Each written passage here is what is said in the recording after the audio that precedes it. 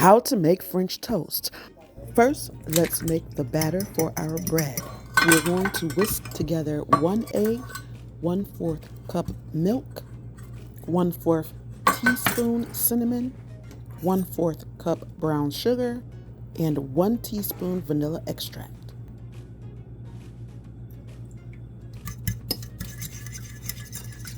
Make sure the egg is blended completely smooth. Whisk it well. You definitely want to use a thicker bread. Thick slices of bread can soak up the custard mixture without falling apart.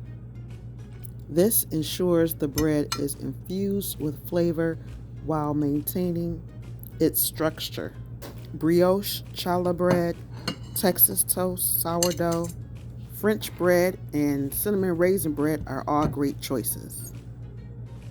Soak up some of the mixture on one side, then flip to the other. Don't let it soak up too much of the mixture, then it will be soggy in the middle. Avoid leaving the bread in the mixture too long, as it may become soggy and difficult to handle. Heat the frying pan over medium heat.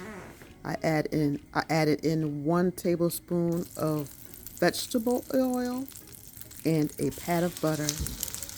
Let the oils get hot first, and then fry one side and then the other. 1 minute per side.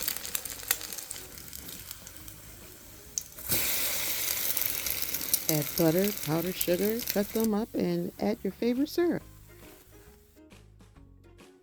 The first bite's for you.